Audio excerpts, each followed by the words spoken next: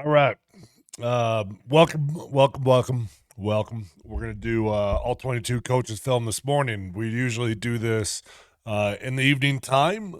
Usually comes out around 8:30 at night. But this morning we're going to get it knocked out today because I'm taking my daughter to a concert tonight. So getting ahead of things here. Look, I put out a recap yesterday on why I think Jarrett Stidham can beat the New England Patriots. A little bit of hopium, but a lot of honest belief and analysis going into that. But it's going to be fun to look back on this film because, when the Broncos went up against the Bills, a couple things. Number one, you would have thought offensively the game plan was going to be to run the football. The Bills had the 28th ranked rush defense in the NFL and the number one ranked pass defense in the NFL. But that's not the way the Broncos went about their business, which is probably a surprise to nobody because everybody knows what Sean Payton really wants to do. Bo Nix threw the ball 46 times, and RJ Harvey got 6 total touches. Jaleel, gosh, I forget off the top of my head, but I think Jal McLaughlin only had 4 touches, something like that. The combination between the two players was like 10 total touches in the running game. But we're going to dive into it. There's a lot of great stuff to look at. Bo Nix did a lot of good stuff. Pat Bryant started the game out on fire. But before we get into the film here, as always, need to take a quick second here to thank my title sponsor, Safeway. Could not do this podcast without Safeway. Safeway's been such a tremendous partner of mine. There is a difference in where you shop. They support local small businesses. So know when you go to Safeway, you are supporting local small businesses as well. They cut their fruit fresh in store every single day, and you can really taste the difference. They've got an incredible app that if you don't have in your phone, you're missing out on. Make sure you download the Safeway app today. Skip the other delivery service apps. Order directly from Safeway. You're going to save time. You're going to save money. And if you choose to get that food delivered to your doorstep before you bat your eye, it's going to be sitting at your door. So check out your local Safeway store today. Safeway Fresh Foods, local flavors. Appreciate you guys hanging out with me this morning. Let's go ahead and dive into this film. All right, first play of the game, and we're going to go with a little bit of play action here as we find Pat Bryant. Pat caught the first 3 passes, was off to a hot start. Fake fly sweep motion.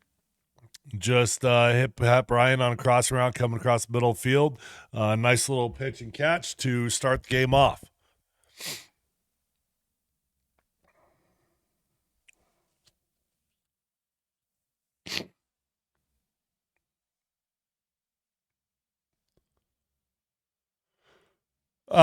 Interesting that Jal McLaughlin gets the first carry of the game. It's actually one hell of a run in hindsight. Probably drove Sean Payton nuts at the beginning because you're like, just get your ass downhill.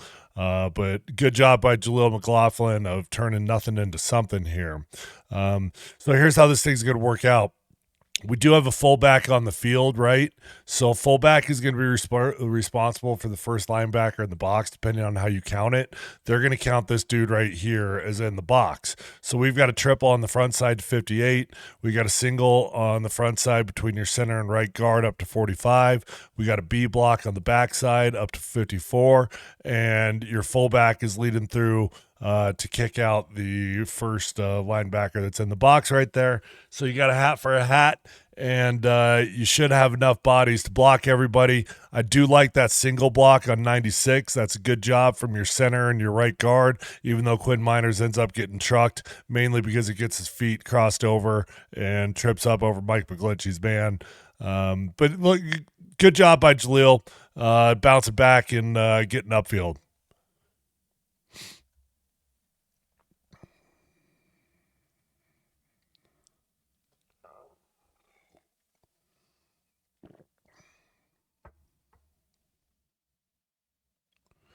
Good pass protection here. Bo got a little bit just off schedule here, ends up delivering a catch ball football. But you can see his feet get a little bit out of whack. He just pauses. And he doesn't quite get the zip on that football that he normally does, but he gets it to the spot and it gets delivered. Look at the pass protection from the offensive line. Mike McGlinchey did a really good job in pass protection all day long. I like this effort from your center. Let's finish that dude, put him on his ass.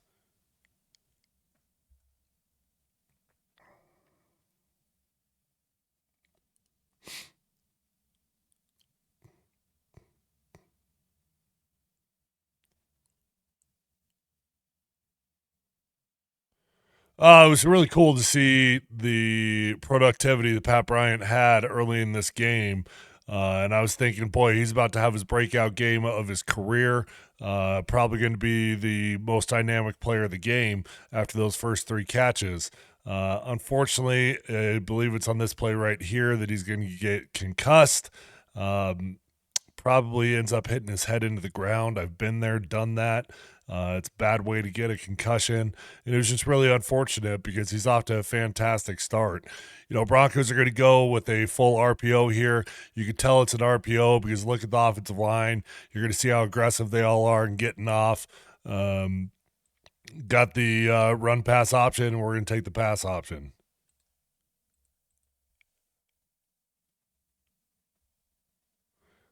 Good job out there in space by Troy Franklin. He ends up getting tossed late, but that's all right. I'll take that. That's more or less an effective block from a wide receiver. Broncos end up losing Troy Franklin in this game as well. So you lose Pat Bryant and you lose Troy Franklin. You lose Pat to the concussion and Troy Franklin to the hamstring.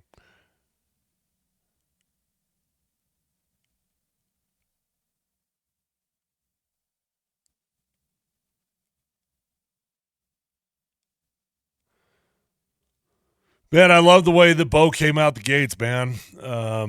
He's dialed. He's locked in. I really thought the Broncos were going to try to run the football because the Bills are not a very good rush defense. But Sean came out firing with his guy. And you know what? Credit to Bo for being ready for the assignment. Watch number 69, your right tackle over here. I love that aggressive punch. That's doing a good job. Sometimes Mike McGlinchey's got a tendency to let players get into his chest. That's a great punch, keeping your guy off your chest, taking control, being the aggressor.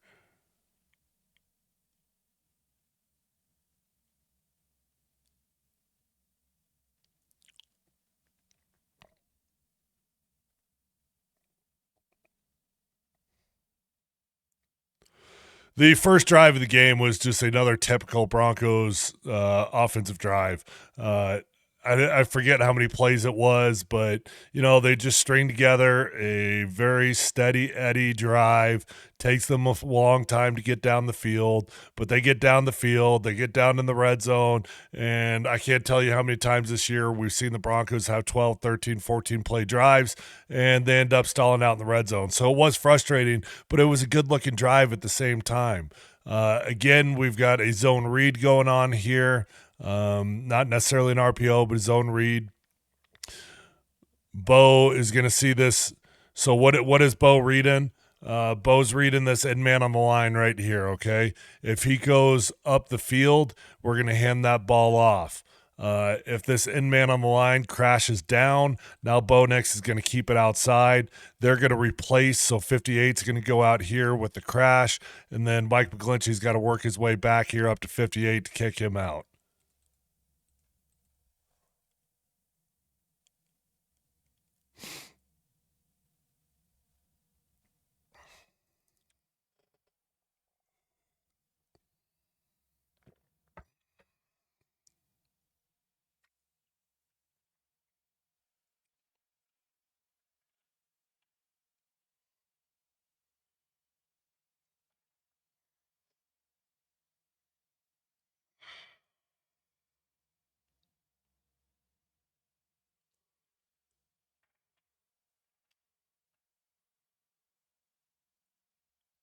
Again, really good pass protection. Ben Powers ends up getting beat here, number 74. But for the most part, everybody else is clean. And when you've only got one guy, it gives your quarterback a chance to get rid of the football. But Ben Powers does need to go do better there. That's Ed Oliver, who returned in this game from injury. Nice catch there from RJ. Good hands. RJ's shown really good hands out of the backfield all season long.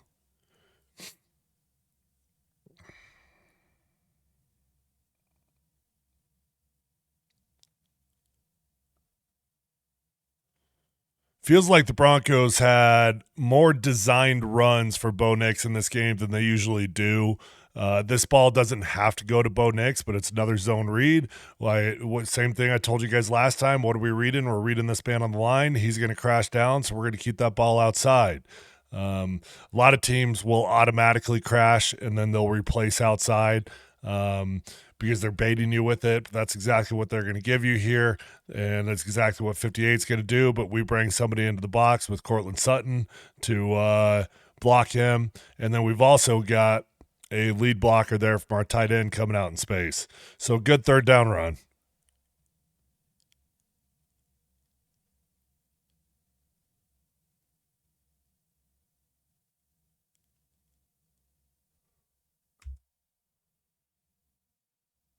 QB sneak that sucker. Do it again. I liked this. This was a little bit of this showed some creativity on the QB sneak, right? So we're going to come out. We're going to go 5 wide, 1, 2, 3, 4, 5. We're going to be in an empty backfield. We're going to make sure that Buffalo thinks that we're passing this ball. We're going to get some wide seams here. Come on up, snap that ball. Easy QB sneak. I like that. I don't know why more teams don't do this more often.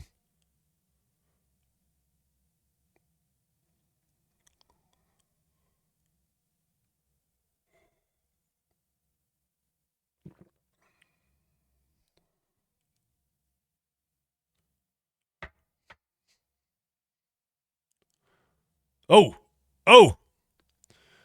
Jaleel hit the crack on that, hit the seam on that. Ooh, crack, dirty word. Jaleel hits the seam on that one, and he gets through there real quick. Ball pops out, but you can see how explosive Jaleel is, man. Got to hold on to the football. Hey, nice job here by Quinn Miners. So these two got a double team right here, 55 to 45. Watch how quickly Quinn Miners gets off his down block, gets up to the second level. We got a lead block coming through from our fullback. Jaleel's going to put his foot in the ground and cut through, but he's got to hold on to that damn ball, especially down there in the red zone.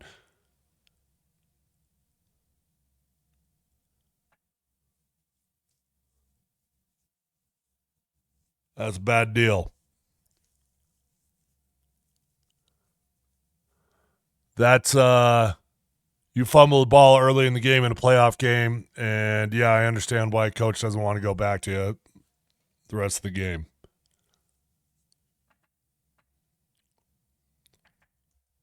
Gosh, a lot of zone reads in this opening drive. I didn't realize that watching it in real time.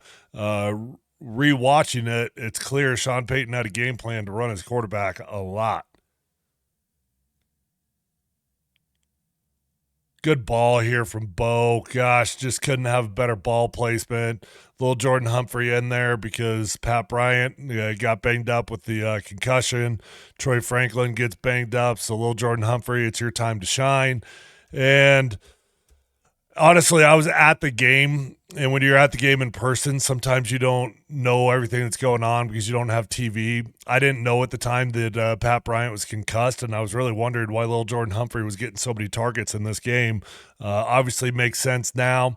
This is a beautiful ball from Bo Nix. Couldn't have put it in a better spot. Little Jordan Humphrey drops this one, but he does make up for it later in the game with a touchdown, which I was happy for him. I'm not anti-Little Jordan Humphrey. I just don't understand why he was getting so much playing time when I was at the game in person.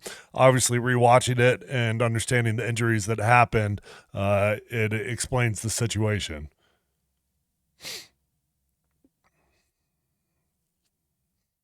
Gosh, what a long drive, huh?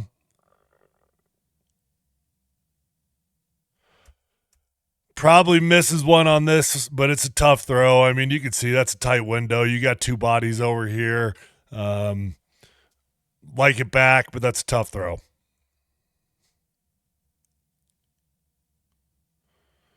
So after all that, we're going to settle for 3. Good job. Good snap by Fabroni. Holder, Crawshaw, way to hold it. Will Lutz knocked it through for a 28-yard field goal. Congratulations. But really, it's quite disappointing because the Broncos knew that they were not going to win this game, beating the Bills with 3 points.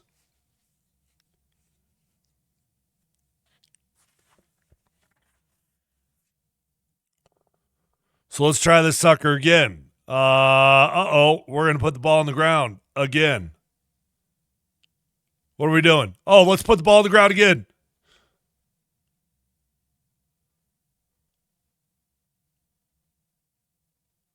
Yeah, this play was just jacked up from the get-go.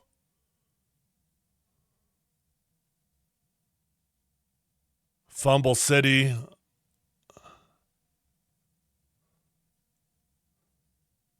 Gosh. RJ just forgets he's supposed to get a football here, I guess. It looks like it's a designed flea flicker. He flips it back to him. I don't know. I'm just skipping over that nonsense. Throw that on the blooper reel at the end of the season.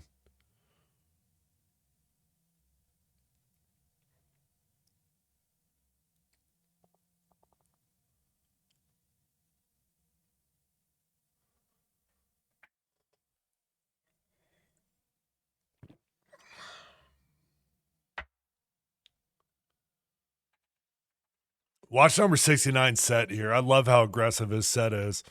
Mike did a really good job staying aggressive. Bring it to the defender. You don't have to wait for the defender to be the aggressor when you're pass blocking. You can take it to him. That's a good-looking set right there, Mike McGlinchey. On the other side, it looks like Garrett Bowles just doesn't see the widest man. So we've got a 3-man slide. This is 2-jet protection. So we're man on over here. We're man on over here. Then we got a 3-man slide going out this way.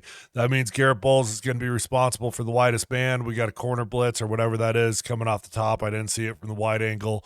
But we got a dude coming over the top. Garrett Bowles sees this guy just penning right here. He's got to have some awareness, get those eyeballs outside. So he's got to come out here, and then we're going to have to kick it out to this dude who gets number 2, and then we get number 3. That's the whole idea of having the 3-man slide.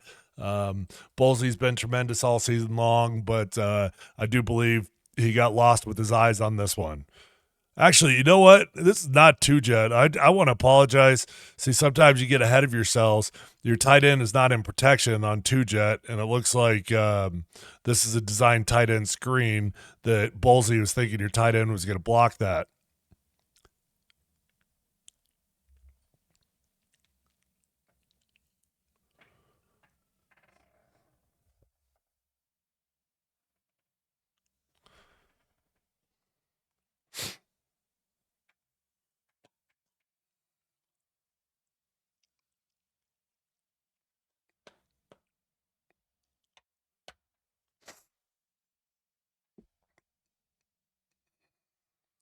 All right, we're in the second quarter now. The first quarter went by super quick.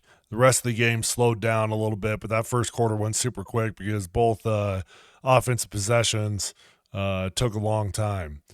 Pretty good pickups here on the 2-man twist on the inside. I'd prefer that Quinn Miners not give up as much ground, but I'll take that. You passed it off. You had good awareness. Great football from Bo. End up calling this incomplete, but damn, that's a strike right there. That's a strike.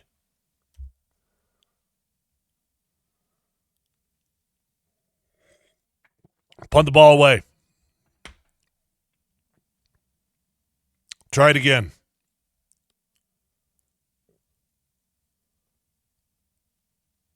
Man, I don't know why we didn't run the ball more. I mean, I get it. It's a playoff game. Sean likes his guy. He gets excited about the passing game. But, I mean, look at these creases that we had. Jaleel put the ball on the ground early on, so I understand that you got a little bit of fear about ball security. But for the amount of touches that Jaleel had, it sure seems like every time he gets a touch, he's got some explosive ability. He's got the ability to turn it into a big play, don't it? Credit to the offensive line. pretty much man across the board except for your one single block from 54 and 77 up to the middle linebacker. Just you could drive a truck through that alley right there.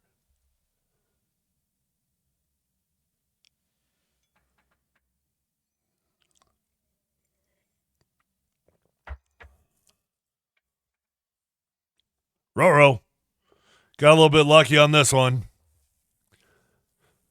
Got real lucky on this one. This could have been Pick City. Pick City. Pick Six City. Pick City works too. Maybe you guys will know what I mean if I say Pick City from here on out.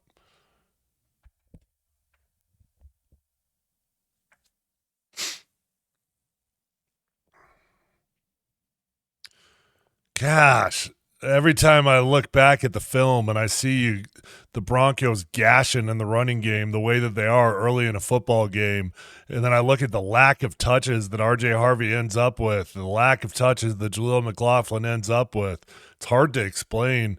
Man, you got everything you want here. Look at how beautiful this is. You got a light box. You got a 6-man box.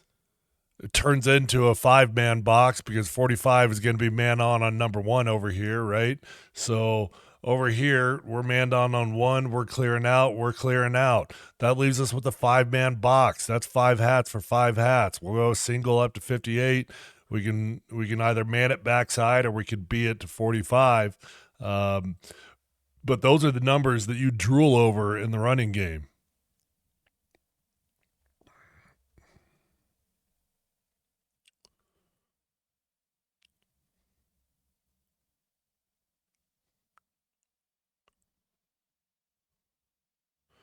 Fake 19, keep right. Was there nobody open? No, there was not.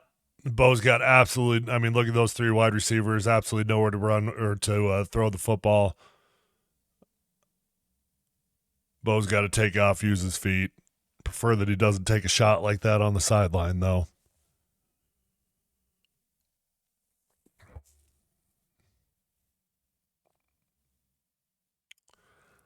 Nice,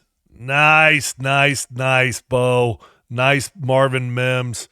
Way to stay in there, dude. Marvin knew that he was about to take a huge shot. Of course he knew he was going to take a huge shot. That's a little man taking a big hit, holding on to football, getting a big first down. That's good-looking stuff right there. That's talk about hitting the seam. Nice.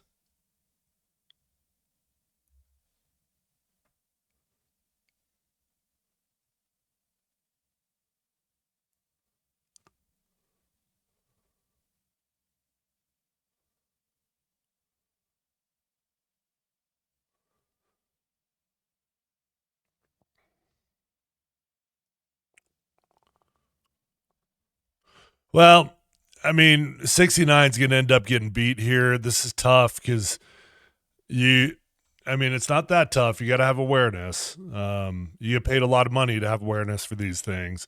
But we got our beat block going on the backside to 45. We're expecting this guy to travel a little bit, right? So we're going to go down. We're going to get heavy on this guy, and we're expecting him to travel. He doesn't travel. He just hits that gap hard on the backside.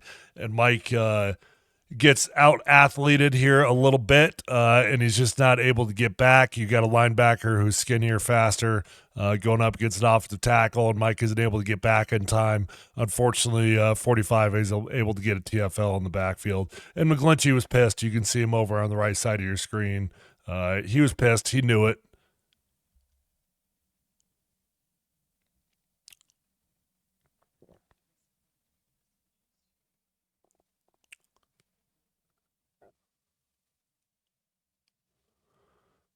All right, Bo. Take off those feet. Let's go. You got the green light whenever you want, buddy. Phenomenal pass protection.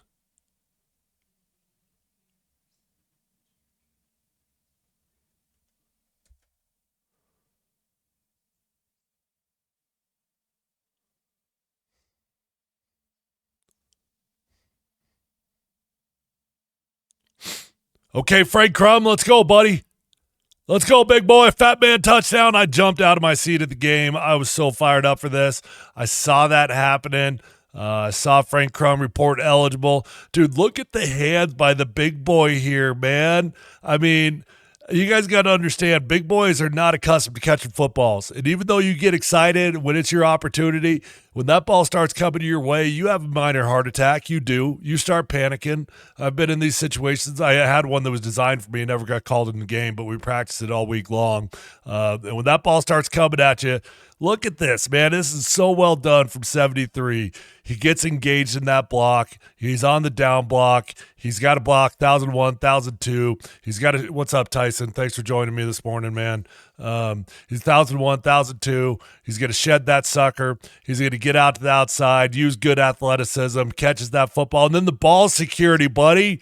I mean, that defensive back – He's going after a big man to tackle, but he puts that helmet right on that football, and Frank Crumb gets two hands on that sucker. Celebrate big man, fat man touchdown. Everybody loves a thick six.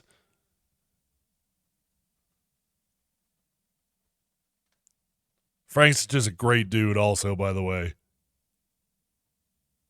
Oh, beautiful. Kind of a cool story on that one, actually. So Johnny Morton used to be on the Broncos coaching staff last season. Johnny Morton went over to the Lions, became their offensive coordinator this year, ends up getting fired from that job. But Johnny Morton ran that play with the Lions earlier in the season. Broncos brought Johnny Morton back in the postseason as an analyst. Missed throw here from Bo Nix. He's going to want that one back. He brought Johnny Morton back as an analyst for the postseason, and Johnny put this play in for the Broncos, said he ran it earlier in the season against the same look. They ended up getting a touchdown with an offensive tackle as well. So shout out to Johnny Morton for bringing something to the table as a late addition coach / analyst in the postseason for the Broncos.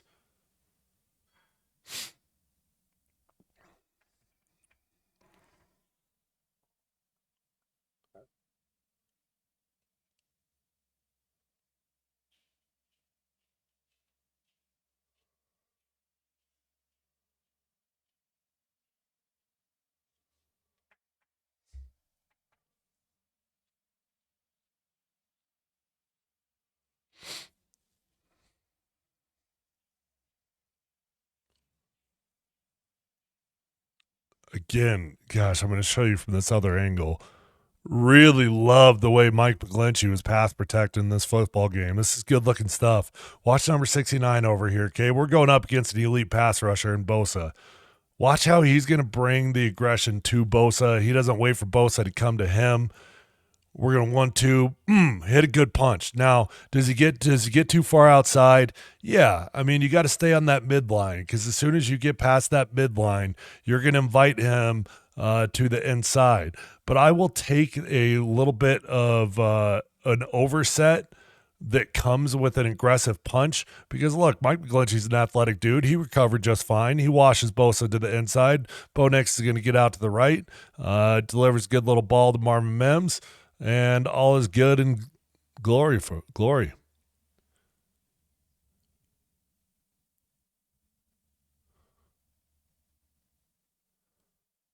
Damn. Sorry, I'm caught up watching my offensive lineman.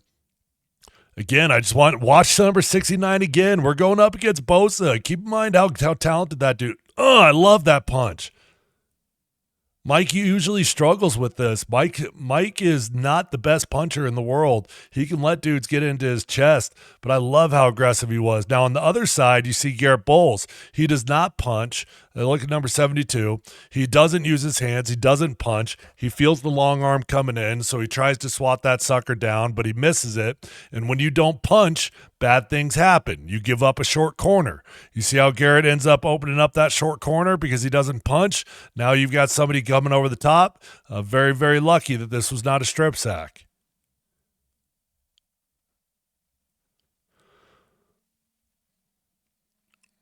Okay, we got a minute 28 left in the half here.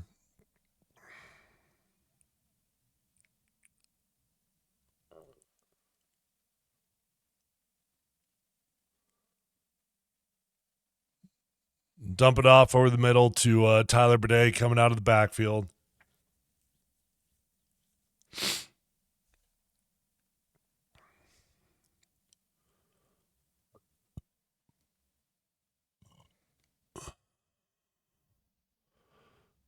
Okay, again, Bo Nix with his feet. I'm just going to skip over it. But again, Bo's always got the green light to take off with his feet.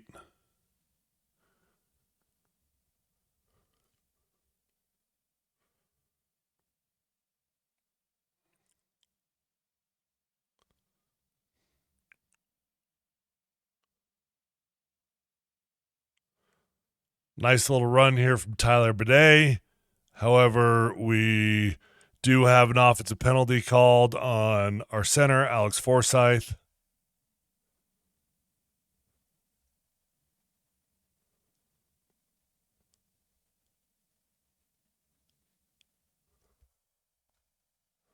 Number 54 right here in the middle. Let's see what happens.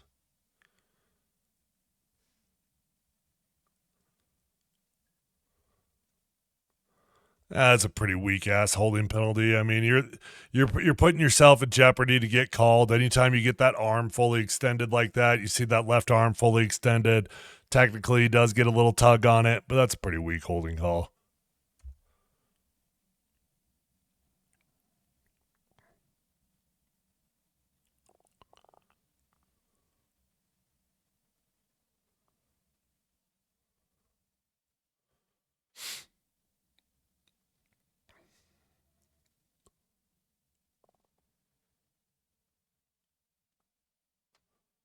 Pass protection's great. We're going to hit the check down. 44 seconds on the clock.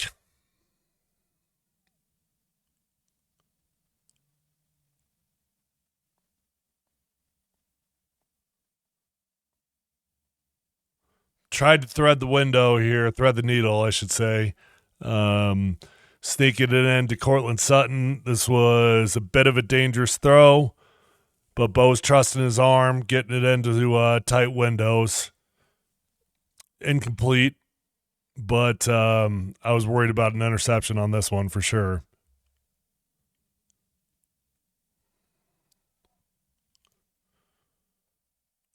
Okay, there's 38 seconds on the clock now.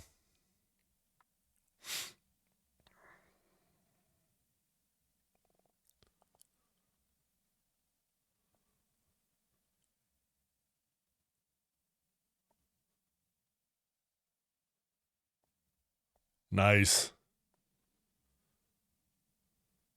Feel like John Gruden with a little nicey.